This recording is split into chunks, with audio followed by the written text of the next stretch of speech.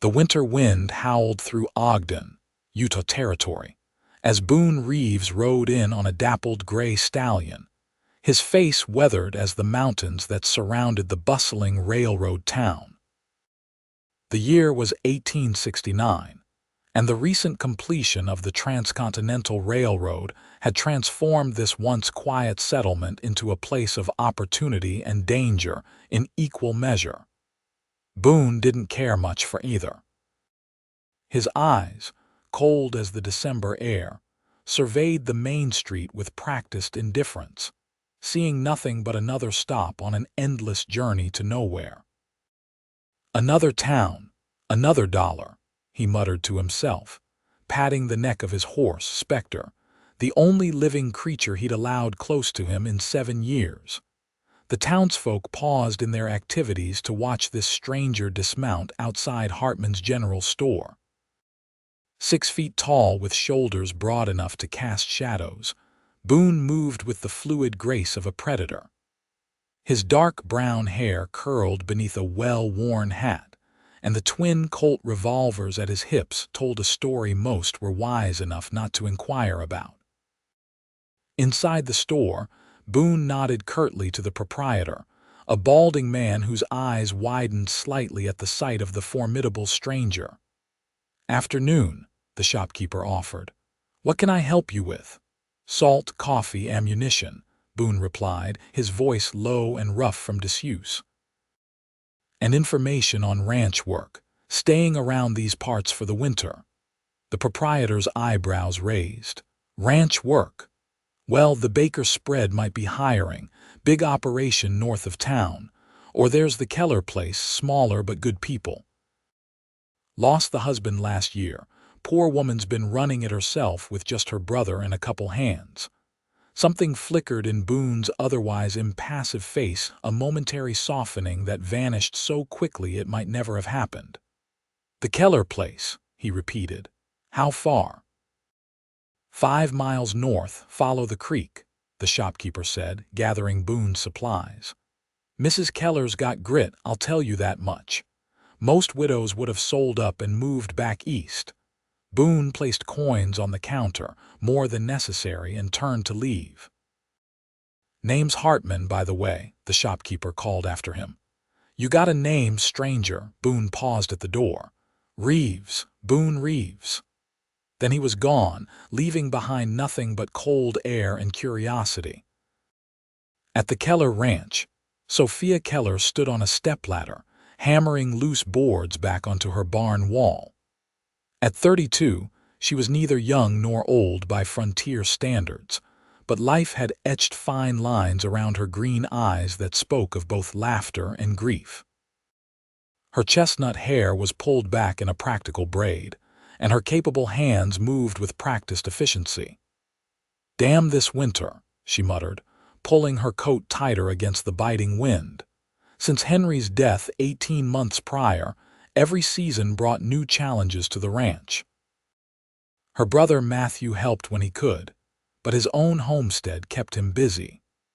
The 2 ranch hands she employed were loyal but aging, and the harsh Utah winters were taking their toll on everyone. From her perch, Sophia spotted a rider approaching along the creek path. She climbed down cautiously, one hand drifting to the pocket where she kept a small derringer. Visitors were rare this time of year, especially unknown ones. As the rider drew closer, she could make out a man on a gray horse, his posture straight and alert despite what must have been a cold ride.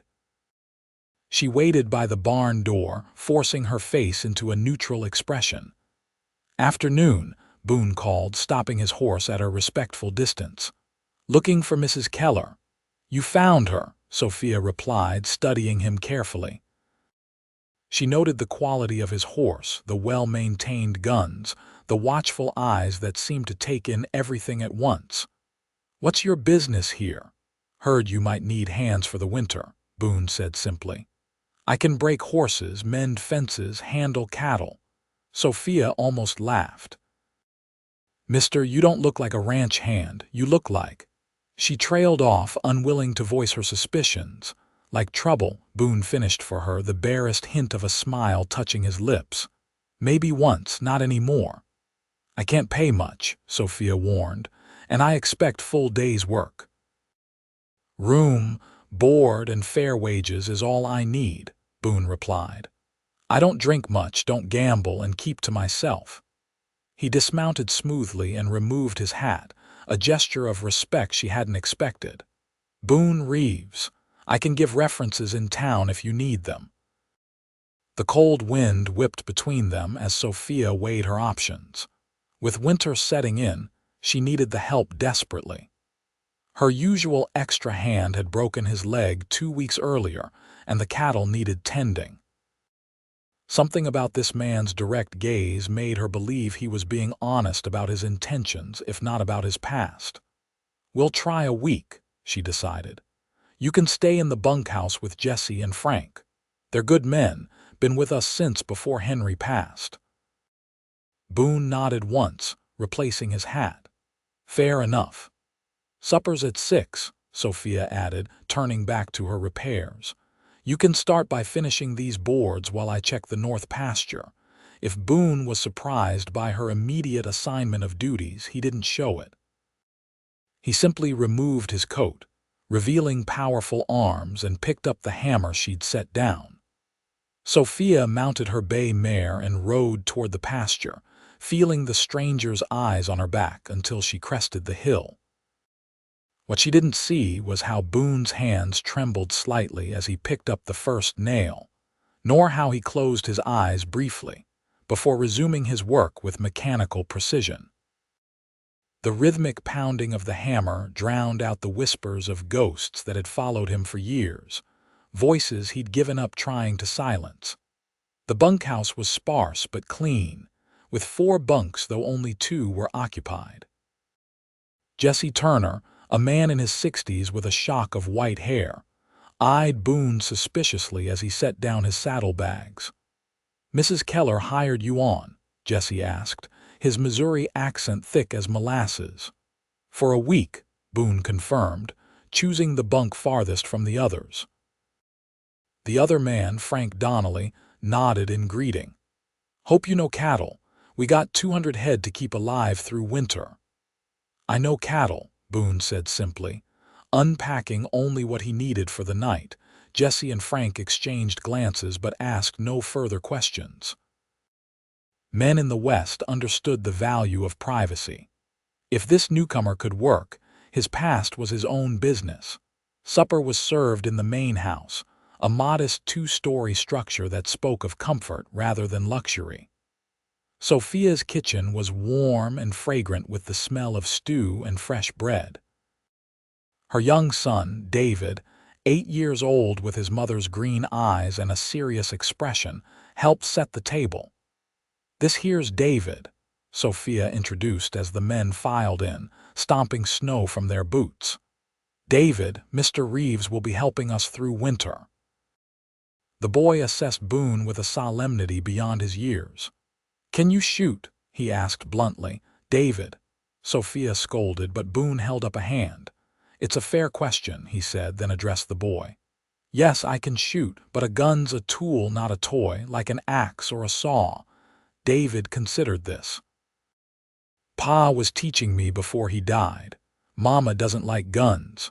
An uncomfortable silence fell over the table, broken only when Sophia placed the pot of stew in the center. That's enough questions, David. Let's eat while it's hot. The meal passed with minimal conversation. Jesse and Frank discussed cattle rotation for the coming weeks, while Sophia occasionally added instructions. Boone ate methodically, saying little but missing nothing. David watched the newcomer with undisguised curiosity. Where'd you learn to ride? The boy finally asked when the adults' conversation lulled. Boone set down his spoon. Texas. My father raised quarter horses. You're a long way from Texas, Sophia observed. Something closed in Boone's expression. Yes, madam, that I am. Later, after the dishes were cleared and the ranch hands had returned to the bunkhouse, Sophia sat at her kitchen table with account books spread before her. The flickering lamplight cast deep shadows across the room as she tallied figures that refused to add up favorably. A soft knock at the door startled her. She approached cautiously, relieved to find only Boone standing on her porch, hat in hand. "Sorry to disturb you," he said. "Thought you should know there's a weak spot in your north fence line. Noticed it when I was checking the horses. Won't hold if the snow drifts high." Sophia sighed, adding this to her mental list of urgent repairs. "Thank you, I'll have Jesse look at it tomorrow." "Already fixed it," Boone said. "Had the tools with me." Surprised, Sophia studied his face. "You didn't have to do that." "Couldn't sleep," he replied with a shrug. "Night, Mrs. Keller." He turned to go, then paused. "Your boy, he misses his father." It wasn't a question, but Sophia answered anyway. "Every day it's been hard on him." Boone nodded once. "My father died when I was 10, makes a boy grow up fast." With that cryptic statement, he disappeared into the darkness, leaving Sophia staring after him with a puzzled expression. The first week passed in a blur of dawn to dusk work. Boone proved himself capable with the cattle, skilled with horses, and tireless with repairs. He spoke little but observed everything, from the way the ranch was laid out to the gaps in its defenses. By the 5th day, even Jesse had stopped watching him with suspicion. On the 7th day, as promised, Sophia approached Boone as he split firewood behind the barn. The ease with which he swung the axe belied the power behind each stroke. "The week's up," she said simply. Boone embedded the axe in the chopping block and straightened. "So it is." "I'd like you to stay on if you're willing," Sophia offered, "through spring at least." A gust of wind swirled snow between them as Boone considered her offer. "You sure about that, Mrs. Keller?" "Sophia," she corrected him. "And yes, I am. You've done more work in 1 week than most men do in a month." Boone looked past her to the mountains, their peaks disappearing into gray clouds heavy with snow. For a moment, Sophia thought she glimpsed something in his eyes, longing, perhaps, or regret, before his expression settled back into its usual impassivity. "I'll stay," he agreed finally. Through spring. That night, the first major snowstorm of the season descended on the ranch. Boone and the other men spent hours securing livestock and equipment while Sophia prepared extra provisions in case they were snowed in. By midnight, the wind howled like a wounded animal, driving snow against the windows in blinding sheets. In the main house, David woke crying from a nightmare. Sophia held her son, murmuring reassurances until he drifted back to sleep. She was just returning to her own room when she heard a crash from the front porch. Grabbing her shawl and lamp, she went to investigate. The wind had torn one of the shutters loose, smashing it against the side of the house. Snow was already piling up in the entryway as Sophia struggled to close the door against the gale. Suddenly, a dark figure emerged from the storm, causing her to gasp in alarm. "It's just me," Boone shouted over the wind. "Saw your light, need help." Together they managed to secure the door and the broken shutter. Sophia's hands were numb with cold by the time they finished, and Boone's coat was crusted with ice. "You're freezing," she observed. "Come warm up before heading back to the bunkhouse." Reluctantly, Boone followed her into the kitchen where embers still glowed in the stove. Sophia added wood and soon had a pot of coffee brewing. They sat in silence as the storm raged outside, the wind's moans punctuated by the occasional creak of the house's timbers. "Thank you," Sophia said finally. "I couldn't have fixed that alone."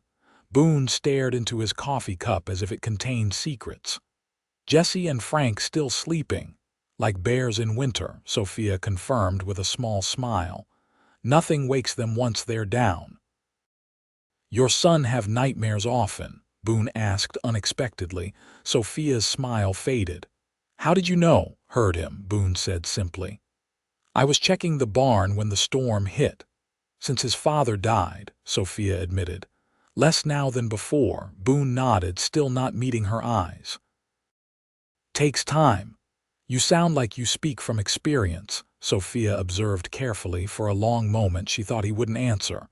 Then, so quietly she almost missed it, my wife, my daughter. 7 years ago. The stark admission hung in the air between them. Sophia's hand moved involuntarily toward his but stopped short of touching him. I'm sorry. Boone stood abruptly, setting down his empty cup. Storm's letting up, I should go. Boone, Sophia called softly as he reached the door. Thank you for telling me. He paused, his back to her, shoulders rigid. Doesn't change anything. They're still gone. Then he was swallowed by the night, leaving Sophia alone with questions she knew better than to ask. The days following the storm were consumed with digging out. Drifts as tall as a man surrounded the buildings, and the cattle had to be located and moved to more sheltered areas. Boone worked tirelessly alongside Jesse and Frank, speaking little but accomplishing much. Sophia noticed, however, that he avoided being alone with her after their late-night conversation. 2 weeks into December, Matthew Keller arrived with supplies from town and news of a Christmas gathering planned at the church. You should come, he told his sister as they unloaded his wagon. Do David good to see other children. Matthew was younger than Sophia by 5 years, with the same chestnut hair and direct gaze. Unlike his sister, however, his eyes held an easy humor that life hadn't managed to extinguish. Who's minding your place while you're playing delivery boy? Sophia teased. Sarah's cousin is staying with us for the winter, Matthew explained, referring to his wife. And I'm not just playing delivery boy. Thought I'd stay a few days, help out. Sophia's expression softened. We're managing fine, but you're always welcome. David misses his uncle. Matthew glanced toward the corral where Boone was working with a spirited young mare. That the new hand? Jesse wrote me about him. Boone Reeves, Sophia confirmed. He's capable, Matthew said, a knowing look crossing his face. Just capable, Sophia swatted her brother's arm. Don't start, Matt. He works for me, that's all. Matthew raised his hands in surrender. Never said otherwise, Soph. But his eyes twinkled with mischief as he carried supplies into the house. That evening, supper was a livelier affair than usual, with Matthew entertaining everyone with stories from town. Boone ate quickly and excused himself, but Matthew called after him. Wait up, Reeves. I brought mail. He handed Boone an envelope. Came to the general store for you. Boone stared at the letter as if it might bite, then tucked it inside his coat without opening it. Thanks, he said curtly, then disappeared into the night. Friendly fellow, Matthew remarked dryly. He's private, Sophia corrected, and he's a good worker. Later, after David was asleep, Sophia and Matthew sat before the fire with cups of honey-laced tea. How are you really doing, Soph? Matthew asked, all teasing gone from his voice. Sophia sighed. Surviving. The ranch is holding together, but it's a constant battle. She hesitated. The bank note comes due in April. I'm not sure we'll have enough. Matthew frowned. How much are you short? $500, maybe more if the winter's harsh, Sophia admitted. The cattle prices were lower than expected this fall.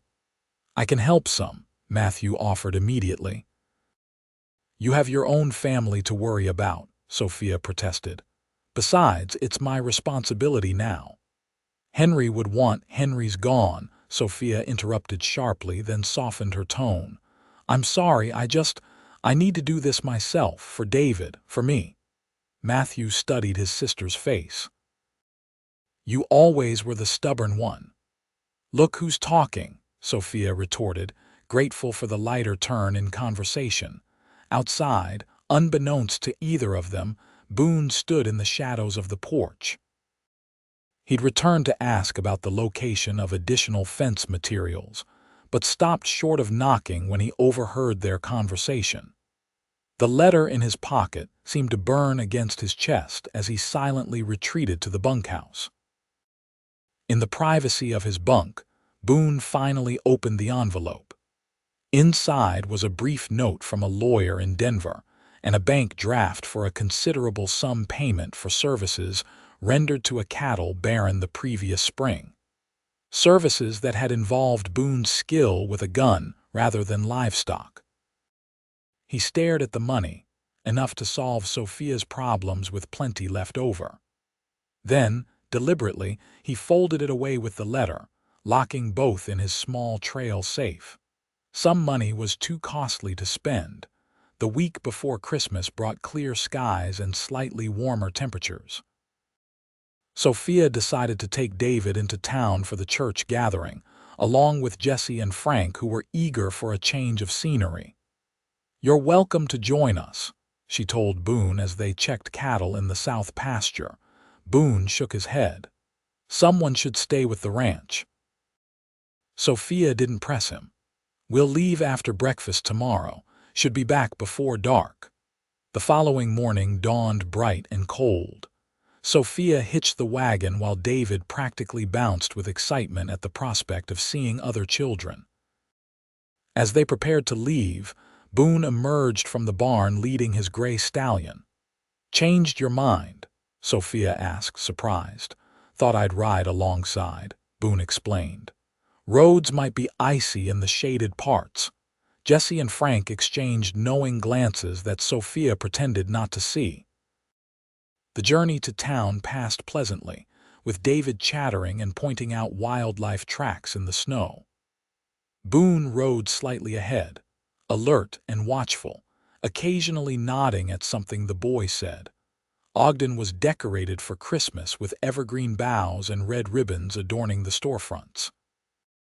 The church at the end of Main Street was the center of activity, with families arriving from outlying farms and ranches.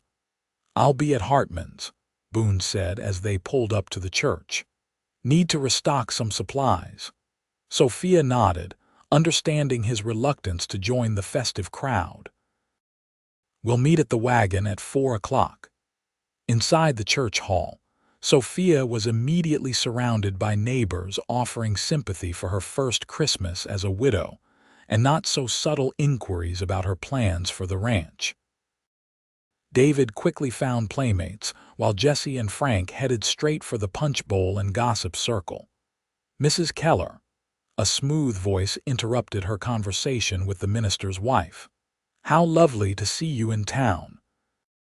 Sophia turned to find Lawrence Baker, owner of the largest ranch in the county, smiling at her. In his 40s, Baker was considered a good catch by many of the town's unmarried women, wealthy, reasonably handsome, and politically connected.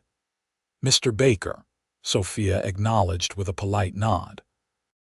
"Enjoying the festivities, more so now," he replied, his smile not quite reaching his eyes. "I've been hoping to speak with you about a business proposition." Something in his tone put Sophia on alert. "Oh, perhaps somewhere quieter," Baker suggested, gesturing toward the empty vestibule. Against her better judgment, Sophia followed him. Once they were relatively alone, Baker's demeanor changed subtly, becoming more direct. "I understand you're having financial difficulties, Mrs. Keller," he began without preamble. Sophia stiffened. "My finances are my concern, Mr. Baker." "Of course," he agreed smoothly. "But as a neighbor and businessman, I'd like to help. I'm prepared to offer you a fair price for your land well above market value." "My ranch isn't for sale," Sophia stated firmly. Baker's smile tightened. "Everyone has a price, Mrs. Keller. And from what I hear, the bank may force your hand come spring." "Who told you that?" Sophia demanded, anger rising. "Small town," Baker shrugged. "Think of your boy. Wouldn't he be better off with security than watching his mother struggle to keep a failing ranch afloat?" Before Sophia could respond, a shadow fell across them. Boone stood in the doorway, his expression unreadable but his posture unmistakably threatening. "Everything all right, Mrs. Keller?" he asked, eyes fixed on Baker. Baker straightened, assessing the newcomer. "This is a private conversation." "Not anymore," Boone replied evenly. Sophia moved toward Boone, grateful for the interruption. "We were just finishing, Mr. Baker, and my answer is no. The Keller ranch stays in the Keller family." Baker's face darkened momentarily before he regained his composure. "The offer remains open, Mrs. Keller. I suggest you consider it carefully before spring." With a curt nod to Boone, he returned to the main hall. "Thank you," Sophia said quietly when Baker was out of earshot. "Man like that doesn't take no easily," Boone warned, his eyes still tracking Baker through the crowd. "I've dealt with Lawrence Baker before," Sophia assured him, though her confident tone belied her inner turmoil. Baker's interest in her land wasn't new, but his knowledge of her financial situation was disturbing. The remainder of the gathering passed without incident, though Sophia noticed Baker watching her from across the room. By 4 o'clock, she was more than ready to return home, David's pockets full of candy and small gifts from well-wishers. The journey back to the ranch began peacefully enough. The winter sun hung low on the horizon, casting long blue shadows across the snow-covered landscape. They were halfway home when Boone, who had been riding ahead, suddenly reined in his horse and signaled for them to stop. "What is it?" Sophia asked, pulling the wagon to a halt. Boone dismounted and examined the ground, then the surrounding woods. "Fresh tracks, 3 riders headed toward your ranch. No one should be out there." Jesse and Frank immediately became alert, hands moving to their weapons.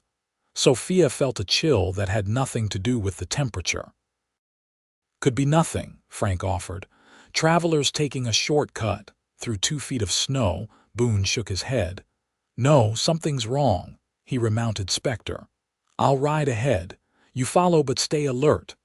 "I'm coming with you," Jesse declared, climbing down from the wagon. "No," Boone countermanded. "Stay with Mrs. Keller and the boy. Frank, too." His tone left no room for argument as he spurred his horse forward, following the mysterious tracks. The remaining journey seemed interminable to Sophia, who kept one arm around David and the other on the reins. The boy, sensing the tension, remained unusually quiet. Jesse and Frank rode on either side of the wagon, rifles at the ready. As they crested the final hill overlooking the ranch, Sophia's heart sank. Smoke rose from the direction of her barn, not the thin smoke of a controlled fire, but the thick, black plume of destruction. "The horses!" David cried in alarm. Sophia urged the team faster, skidding down the slope toward home. As they approached, she could see Boone engaged in a standoff with 3 mounted men in front of the burning barn. One of the strangers lay on the ground, clutching his shoulder. "Stay in the wagon," Sophia ordered David firmly, then grabbed the rifle from beneath the seat and jumped down. Jesse and Frank were already moving to flank the intruders, weapons drawn. "Evening, Mrs. Keller," called one of the mounted men, a thin-faced individual with a cruel smile.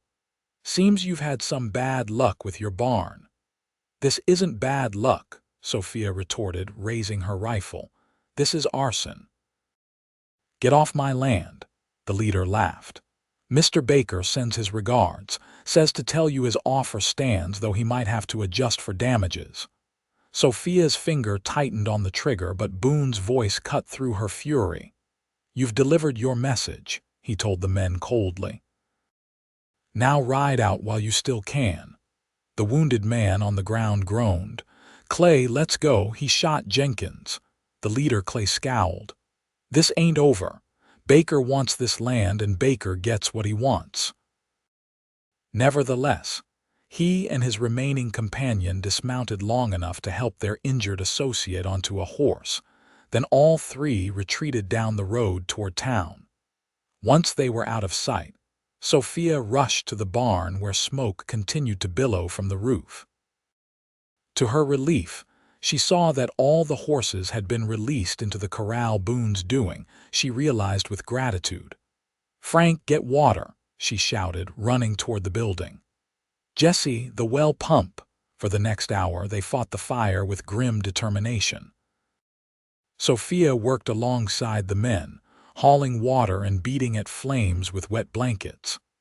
By the time they finally extinguished the last of the blaze, night had fallen and they were all exhausted, covered in soot and sweat despite the cold. Half the barn was destroyed, but the structure remained standing and no animals had been harmed. Small blessings, Sophia thought as she slumped against the water trough, her arms trembling from exertion. "Mama," David's voice called from the house porch where he'd been instructed to wait. "Is it over?" "It's over," Sophia confirmed, walking wearily to embrace her son. "Everyone's safe." Later, after David was asleep and Jesse and Frank had returned to what remained of the bunkhouse, Sophia found Boone still at the barn, assessing damage by lantern light. "Roof's gone on this side," he reported, "but the frame's solid. We can rebuild." "Thank you," Sophia said simply. "If you hadn't gotten here first." Boone's expression hardened. "Baker's men were waiting. They fired the barn when they saw me coming. Cowards." "Did you know the man you shot?" Sophia asked carefully. "No, but I recognize the type," Boone answered. "Hired guns, not very good ones." "They'll be back," Sophia said, voicing her deepest fear. "Baker won't stop." Boone turned to face her fully, the lantern light casting harsh shadows across his features. "No, he won't. Men like that only understand one thing." "I won't sell," Sophia declared, wrapping her arms around herself against the night chill. "This land is David's birthright. Then we protect it," Boone stated with quiet conviction, "and we start by rebuilding stronger than before." Something in his words, the "we," rather than "you," caught Sophia's attention. For the first time, she allowed herself to truly look at this man who had ridden into their lives just weeks ago. Despite the cold, he wore only a shirt and vest, both smudged with soot. His hands, capable of both violence and gentle care with horses, were raw from fighting the fire. His eyes, usually so guarded, now held a fierce protectiveness that stirred something long dormant within her. "You should rest," Boone said, misinterpreting her scrutiny. "Tomorrow will be a long day." Sophia nodded, suddenly unable to articulate the emotions swirling within her. "Good night, Boone," she managed finally, turning toward the house. "Sophia," he called after her the first time he'd used her given name. When she looked back, his expression had softened slightly. "We'll get through this." That night, as snow began to fall again, covering the charred remains of the day's violence, Sophia lay awake thinking of Baker's threats, the coming spring payment, and the unexpected ally who now stood between her family and disaster. An ally with ghosts of his own and secrets he kept close. "We'll get through this," she whispered to the darkness, trying to believe it. The weeks following the barn fire were filled with rebuilding and vigilance. Boone insisted on night watches, taking most shifts himself despite Sophia's protests. Matthew returned with several friends to help reconstruct the damaged structure, and by mid-January, the barn stood solid once more, with additional reinforcements against both weather and deliberate damage. During this time, Sophia noticed subtle changes in Boone. He still maintained his reserve, but occasionally she caught him smiling at something David said or done. He began taking meals in the main house more often, and one evening surprised everyone by revealing a talent for harmonica playing when David discovered the instrument among his belongings. "My father taught me," Boone explained after playing a haunting rendition of Shenandoah that left the kitchen strangely quiet. "Will you teach me?" David asked eagerly. Sophia expected Boone to refuse, but instead he handed the harmonica to her son. "Blow gently," he instructed. It's about breath control more than anything." The resulting noise was more screech than music, but Boone nodded encouragingly. Not bad for a first try. Later, after David went to bed, Sophia found Boone on the porch despite the bitter cold. "He'll treasure that," she said, joining him with a cup of coffee for each of them. "The boy deserves some joy," Boone replied, accepting the steaming cup. "There's too little of it in this world. Was your daughter musical too?" Sophia asked carefully, knowing she was venturing onto dangerous ground. For a long moment, Boone didn't respond. Sophia was about to apologize for the intrusion when he finally spoke.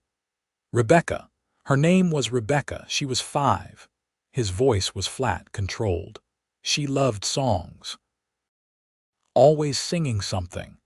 "And your wife?" Sophia pressed gently. "Elizabeth," Boone said, the name seeming to catch in his throat. "Lizzie." "What happened to them, Boone?" Sophia asked, her voice barely above a whisper. Boone stared into the darkness as if seeing ghosts. "Raid on our homestead, Comanche. I was away tracking strays." His knuckles whitened around the cup. "Neighbors found them, found what was left." Horror washed over Sophia. "Oh God, Boone, I'm so sorry." "I tracked the raiders," he continued as if she hadn't spoken. "Took me 2 weeks, found them. Killed them." The stark admission hung in the frosty air. "Didn't bring them back. Nothing did." Instinctively, Sophia reached out and covered his hand with hers. His skin was cold to the touch, but he didn't pull away. They stood in silence as snow began to fall, gentle flakes catching in Boone's dark hair and on Sophia's eyelashes. "It's not the same," Sophia said finally. "But when Henry died pneumonia, so fast I barely had time to understand what was happening. I thought the pain would kill me too." Boone turned his hand beneath hers until their palms met, his calloused fingers wrapping around hers with surprising gentleness. "But it didn't," he observed. "No," Sophia agreed. "It didn't, though sometimes I wished it would." They remained that way, hands clasped, as the snow continued to fall. Neither spoke again, but something had shifted between them, a recognition of shared grief that needed no further words. February brought more snow, but also lengthening days that hinted at the eventual arrival of spring. The cattle survived on hay stored the previous summer, and the rebuilt barn provided better shelter than before. Baker made no further moves against the ranch, though Sophia received a formal letter from his lawyer reiterating the offer to purchase her land. "He's waiting," Boone said when she showed him the letter. "Thinks the bank will do his dirty work for him." Sophia nodded grimly. "He's probably right. Unless the spring market is better than expected, I won't make the payment." They were in the tack room, Boone repairing a broken bridle while Sophia inventoried supplies. David was with Jesse, learning to whittle, a skill Sophia had reluctantly agreed he could learn as long as proper supervision was provided. "There might be another way," Boone said after a long pause. "I have some money set aside, not a fortune but enough to help." Sophia looked up sharply. "I can't accept that." "It's not charity," Boone insisted. "Consider it an investment. I'd be a part owner with shares you could buy back over time." "Why would you do that?" Sophia asked, genuinely puzzled. "You've been here barely 2 months." Boone set down the bridle, choosing his words carefully. "I've been drifting since Lizzie and Rebecca died, taking jobs, moving on, never staying anywhere long enough to." He trailed off. "To what?" Sophia prompted softly. "To feel," he finished simply. "But here with you and David, I'm starting to remember what that was like, to have a purpose beyond just surviving." The confession, so at odds with his usual reticence, left Sophia momentarily speechless. Before she could respond, the sound of hooves pounding into the yard interrupted them. They exchanged alarmed glances. No one was expected and hurried outside. Matthew's wagon skidded to a halt before the house, his face grim. "Soph, where's David?" With Jesse. "Why? What's wrong?" Sophia demanded, fear clutching at her heart. Baker's men are in town, drunk and boasting, Matthew explained breathlessly. They're saying they're coming out here tonight to persuade you to reconsider his offer. Boone's expression hardened. How many? 5, maybe 6, Matthew replied. I came as fast as I could. Get David, Boone instructed Sophia. Pack only what you can't leave behind. You'll go with Matthew. I'm not abandoning my home, Sophia protested. You're not, Boone assured her. You're protecting your son. Matthew will take you to his place until this is over. And what will you do? Sophia challenged, already knowing the answer. Boone's eyes met hers, cold and resolute. End this. No, Sophia said firmly. I won't have bloodshed on my account. We'll go to the sheriff. Sheriff Taylor's conveniently gone to Salt Lake City, Matthew informed them. Won't be back for days. Boone placed his hands on Sophia's shoulders, his touch gentle despite the urgency of the moment. You have to trust me. I can handle this, but I need to know you and David are safe.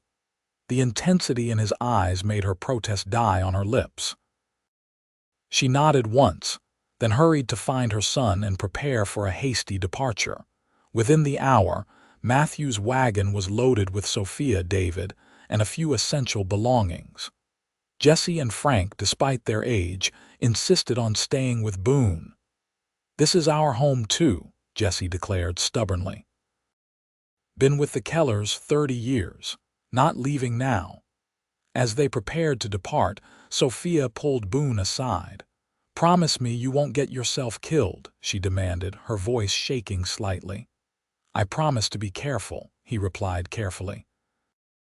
Not satisfied, Sophia grabbed his coat lapels and pulled him down until their faces were inches apart. Promise me you'll still be here when we come back, she insisted. Promise me, Boone Reeves. Something flickered in his eyes, surprise, then a warmth she hadn't seen before. I promise, he said softly. Before she could reconsider, Sophia closed the distance between them and pressed her lips to his. The kiss was brief but fierce, communicating everything she couldn't put into words, her fear, her gratitude, and something else neither of them had dared acknowledge. When they separated, Boone's expression had transformed. The ice in his eyes had melted, replaced by a smoldering intensity that took her breath away. Go, he said hoarsely. I'll be waiting when you return. As Matthew's wagon pulled away, Sophia looked back to see Boone standing in the yard, his figure growing smaller with distance but his presence somehow larger than ever in her mind. David leaned against her, confused by the sudden departure but trusting his mother's judgment. Is Mr. Reeves going to fight the bad men? He asked solemnly. Sophia hugged her son closer. He's going to protect our home. Will we come back? David persisted. Yes, Sophia said with more confidence than she felt. We'll come back and Mr. Reeves will be waiting. Matthew's homestead was modest but comfortable, and his wife Sarah welcomed them warmly. That night, after David was asleep in the small guest room, Sophia sat with her brother and sister-in-law by the fire, unable to stop thinking about what might be happening at her ranch. Boone Reeves isn't just a ranch hand, is he? Sarah asked gently, handing Sophia a cup of tea. Sophia shook her head. No, I don't know exactly what he was before, but he knows how to handle trouble. He's a gunfighter, Matthew stated bluntly. I asked around in town. Nobody knows much, but there are whispers. Texas Rangers once, maybe, bounty hunter after that. Does it matter? Sophia challenged. He's been nothing but honorable since arriving. Matthew raised his hands in surrender. I'm not judging, Soph. Just saying you should know who you're putting your trust in. I do know, Sophia replied, surprising herself with the certainty in her voice. I trust him with my life, with David's life. The night passed slowly, each hour stretching into an eternity of worry. By dawn, Sophia had barely slept, her mind conjuring increasingly dire scenarios. She was in the kitchen helping Sarah with breakfast when the sound of an approaching rider brought her rushing to the door. Jesse's familiar figure on his dappled gelding was a welcome sight, but his grim expression sent Sophia's heart plummeting. "Jesse, what happened?" she demanded, running into the yard. "It's over," the old cowhand assured her quickly. "Baker's men came just like we expected, 4 of them. And—" Sophia pressed when he hesitated. Jesse dismounted stiffly.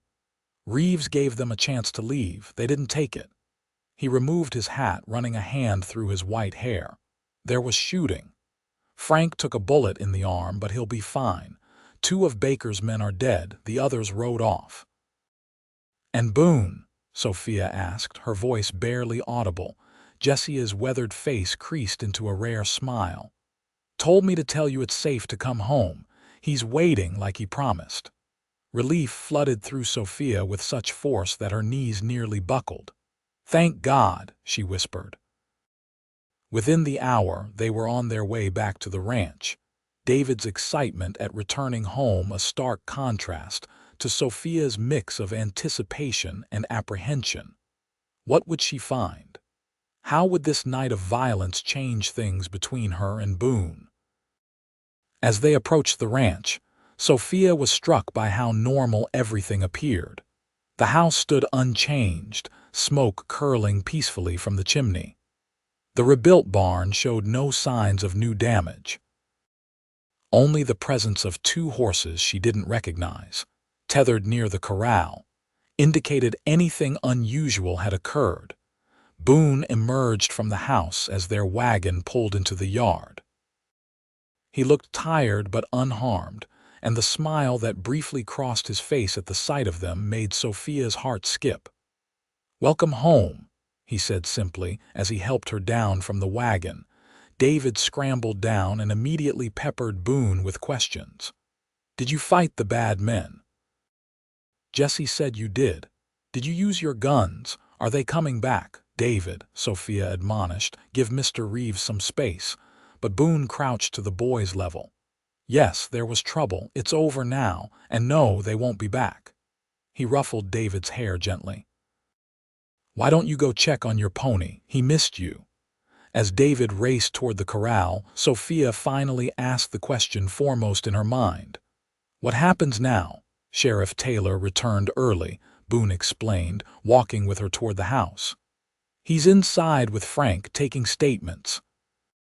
"Baker's lawyer is there too." "Baker's lawyer," Sophia repeated in confusion. Boone's expression was grim but satisfied. "Seems Mr. Baker is suddenly very interested in clearing up this misunderstanding. His men apparently acted without his knowledge or consent." "You don't believe that?" Sophia stated rather than asked. "Not for a second," Boone confirmed. "But he's covering his tracks, and more importantly, he's withdrawing his interest in your land." Sophia stopped short. "How did you manage that?" A shadow crossed Boone's face.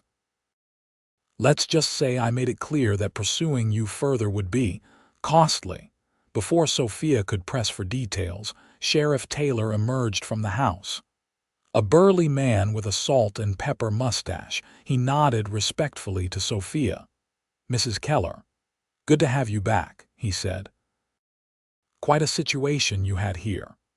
"Is it resolved, Sheriff?" Sophia asked directly. Taylor tugged at his mustache thoughtfully. "As resolved as it can be. 2 men dead in what appears to be self-defense, according to all witnesses. Mr. Baker has formally retracted any offers for your property and expressed his sincere apologies for the actions of men he claims were not acting on his orders." "You don't sound convinced," Sophia observed. "Been sheriff here 15 years, Mrs. Keller." "I know Lawrence Baker," Taylor replied. "But without evidence." He shrugged. "Justice is done as best it can be. The men responsible won't trouble you again." After the sheriff and Baker's representative departed, Sophia found herself alone with Boone on the porch. The winter sun cast long shadows across the snow-covered yard where David played with his pony, his laughter a welcome contrast to the tension of the past 24 hours. "You never told me what happened," Sophia said quietly. Boone leaned against the porch railing, his gaze distant. "Does it matter? It's over." "It matters to me," Sophia insisted. "I need to know," Boone sighed, relenting. "They came at midnight, 4 men like Jesse said. They tried to set fire to the new barn, but we were waiting. I confronted them, offered them the chance to leave." His voice hardened. "They chose differently." "And you killed 2 of them," Sophia stated, not accusingly but seeking confirmation. "Yes." The admission was simple, without remorse or bravado. "The others surrendered. I sent them back to Baker with a message." "What message?" Sophia asked, though she suspected she already knew. Boone turned to face her fully, his eyes intense. "That you're under my protection now. That coming after you or your land means coming through me, and that I've killed better men than him for less reason." The declaration hung in the crisp winter air between them. In another time, from another man, such words might have seemed melodramatic or possessive.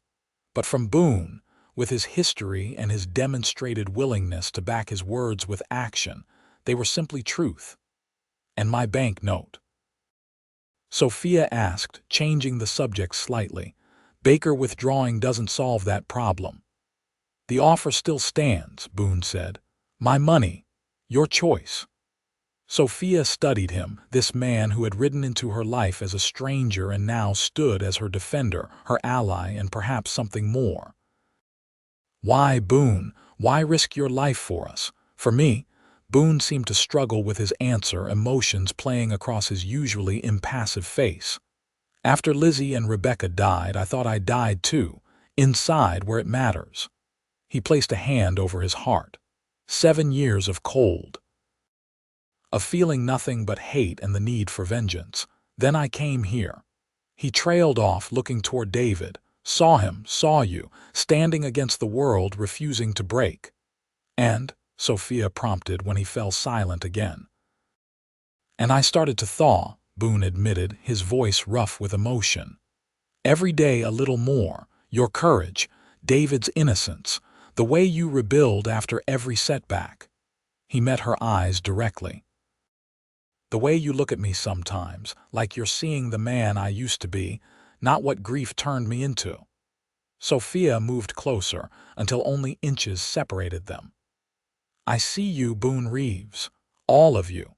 The grief and the darkness and the light trying to break through." "I'm not a good man, Sophia," Boone warned, even as his hand reached for hers. "I've done things." "We've all done things," Sophia interrupted. "We all carry burdens. The question is whether we carry them alone or together." Their fingers intertwined, a simple gesture that somehow felt more intimate than their brief kiss the day before. Around them, the winter landscape was beginning to show the first subtle signs of change, icicles dripping in the midday sun, patches of earth emerging through melting snow. "Together sounds good," Boone said softly, a tentative smile transforming his face. David's shout of delight as his pony nuzzled his pocket for treats broke the moment, reminding them both of responsibilities beyond their own hearts. But as they turned to watch the boy, their hands remained joined, a promise unspoken but understood. March arrived with warming temperatures and the first hints of green appearing in the pastures. The cattle emerged from winter leaner but healthy, and preparations began for spring calving. Boone settled into a new role as partner rather than employee. His financial contribution ensuring the April bank payment would be met with a comfortable margin. More significant than the business arrangement, however, was the personal transformation that continued within him. The wall of ice that had encased his heart for 7 years continued to melt under Sophia's gentle persistence and David's unguarded affection.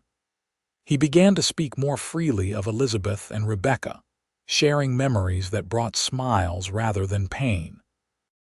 In turn, Sophia told stories of Henry, preserving his place in their lives while making room for new beginnings.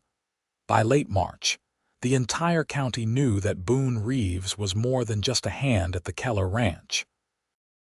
Gossip flourished, but with Lawrence Baker's unexpected departure for San Francisco on extended business, few dared voice disapproval openly.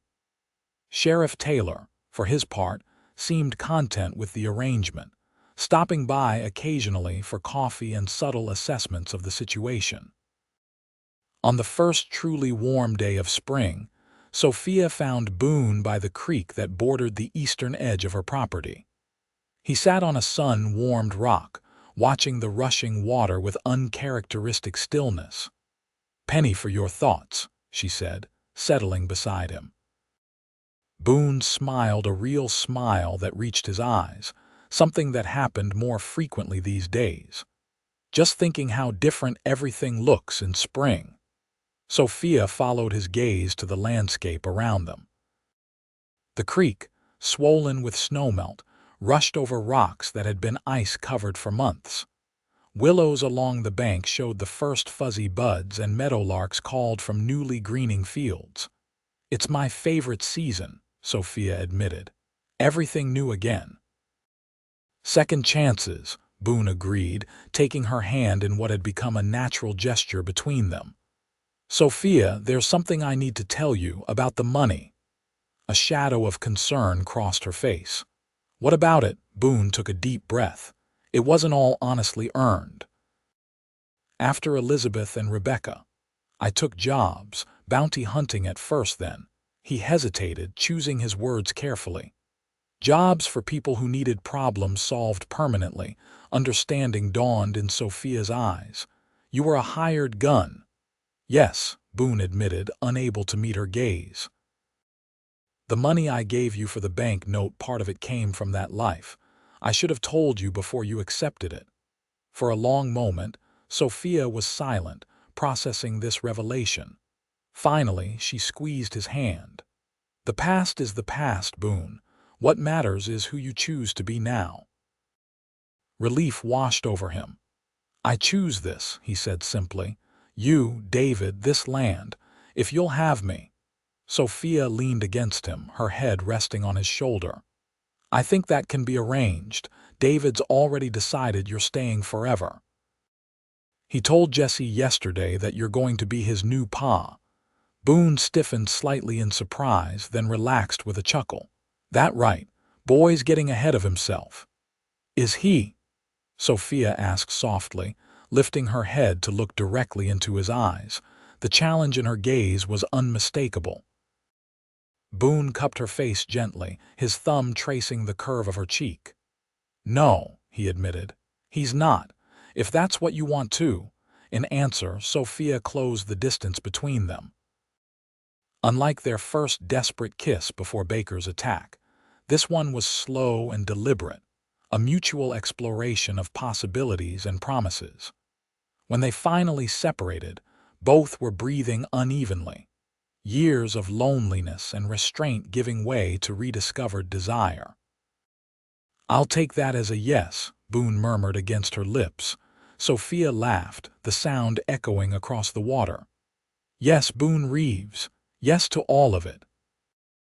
They were married in the Ogden church.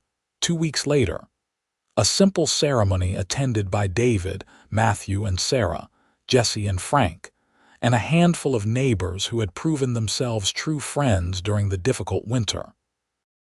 Sheriff Taylor gave the bride away, a gesture that raised eyebrows but cemented the community's acceptance of the union. That night, after David had fallen asleep exhausted by the day's excitement, Boone and Sophia stood on the porch of what was now their home. Stars blazed overhead in the clear spring sky, and somewhere in the distance coyotes called to one another. "Happy, Mrs. Reeves?" Boone asked, his arms encircling her waist from behind. Sophia leaned back against his chest, savoring the solid warmth of him. "Happier than I thought possible a year ago," she admitted. "You?" Boone's answer was to turn her in his arms and kiss her thoroughly, his newfound expressiveness more eloquent than words. When they parted, breathless and laughing, he pressed his forehead to hers. "Thank you," he whispered. "For what?" she asked, puzzled by his sudden solemnity. "For thawing me out," Boone explained. "For bringing spring back to my winter." Sophia reached up to trace the smile lines that now appeared more frequently around his eyes. "We saved each other," she corrected gently. "And we'll keep doing it. Every day." Later, as moonlight spilled across their bed and their breathing slowed in the aftermath of passion, Boone held Sophia close and allowed himself to contemplate a future he'd once thought forever denied him. There would be challenges, still ranching was never easy, and his past might someday resurface in unexpected ways. But for now, in this moment, the ice that had encased his heart for 7 long years had melted completely, replaced by a warmth he'd feared never to feel again. "I love you," he murmured against Sophia's hair, the words still new and precious between them. "I love you too," she replied sleepily, nestling closer. "Always will." Outside their window, spring continued its inexorable transformation of the landscape. New calves tottered on spindly legs in the pastures, wildflowers emerged in hidden corners, and the promise of renewal permeated everything. For Boone Reeves, once lost in winter's grip, the change within matched the season without a rebirth as profound as it was unexpected. Life at the Keller Reeves ranch settled into new rhythms as spring gave way to summer. David thrived under Boone's guidance, soaking up knowledge about horses and cattle like a sponge. Though still serious beyond his years, the boy laughed more freely and began to show a natural aptitude for working with even the most difficult horses. Just like his father, Jesse observed one evening as they watched David help Boone gentle a spirited 2-year-old colt. "Which one?" Sophia asked with a smile. Jesse considered this. "Both, I reckon. Got Henry's patience and Boone's steady hand." The summer cattle drive to market proved more successful than anticipated, with prices high enough to not only repay Boone's investment, but also set aside funds for improvements to the ranch. With the bank note resolved and Baker's threat eliminated, Sophia found herself looking forward rather than constantly bracing for the next crisis. Boone, for his part, settled into ranch life with unexpected contentment. The skills that had once made him a feared gunfighter, keen observation, quick reflexes, unwavering focus, now served him well as a rancher and husband. He still carried his guns, still maintained a vigilance born of hard experience, but the coldness that had defined him was replaced by a measured warmth that expanded with each passing day. By autumn, when golden light bathed the turning leaves and the first frost crisped the mornings, Sophia had news that completed their happiness. The baby would arrive in spring, a fitting symmetry that wasn't lost on either of them. "Life coming full circle," Boone said as they sat before the fire on a chilly October evening, his hand resting protectively on Sophia's still flat stomach. David, who had accepted the news of a coming sibling with solemn excitement, looked up from the book he was reading. "Will the baby like horses like I do?" he asked. "I expect so," Boone answered, tousling the boy's hair affectionately. "Hard not to, growing up here. I'm going to teach them everything," David decided, "just like you teach me." The simple statement brought an unexpected lump to Boone's throat. The boy who had once warily asked if he could shoot now looked to him as a father figure worthy of emulation. It was a responsibility Boone took seriously, determined to honor both Henry's memory and David's trust.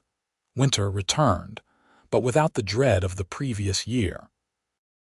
The barn stood strong, the cattle were healthy, and the ranch house was filled with preparations for both Christmas and the coming baby.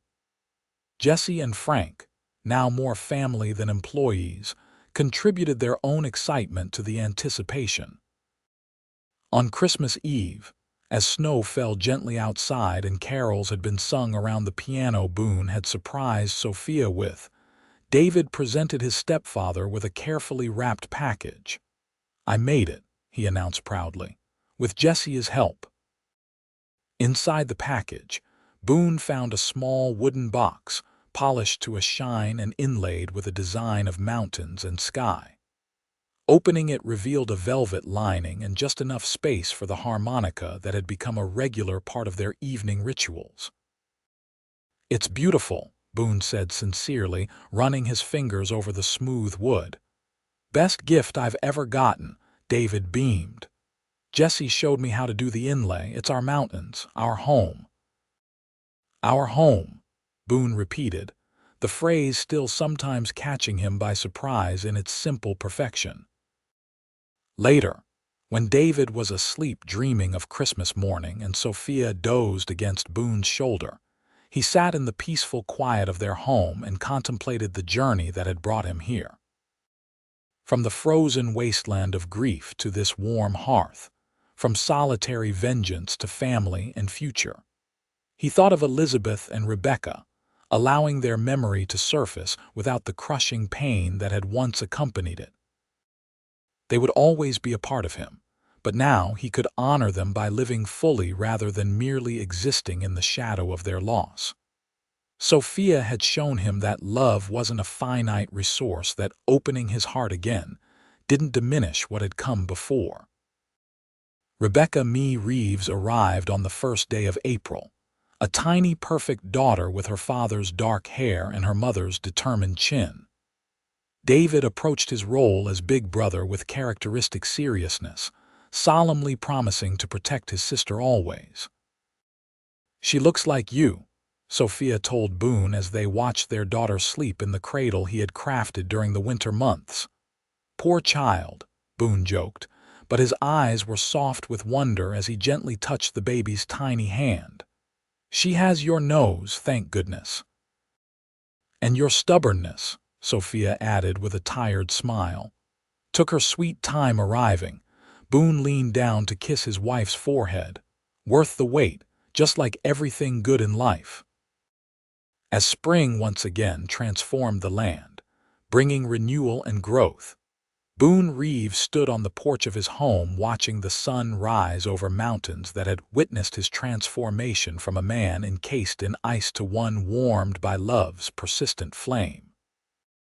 Behind him, his family slept peacefully: Sophia, David, and now little Rebecca, namesake of a daughter lost but never forgotten. 7 years of winter had given way to a springtime he'd never dared hope for. The frozen heart that had been his only defense against unbearable loss now beat strong and steady, capable again of both giving and receiving love. Sophia joined him, wrapping a blanket around both their shoulders against the morning chill. "What are you thinking about so seriously?" she asked, slipping her arm around his waist. Boone pulled her close, breathing in the scent of her hair and the promise of the day ahead. "Just counting my blessings," he replied, "and they are many." Together they watched as the first golden rays of sunlight spilled across their land, illuminating a future neither could have imagined when a lone rider on a dappled gray horse had arrived in Ogden on a bitter winter day, carrying nothing but grief and the whispers of ghosts. Now those whispers had been replaced by a baby's coos, a boy's laughter, and a woman's love, sounds of life continuing, of winter yielding irrevocably to spring.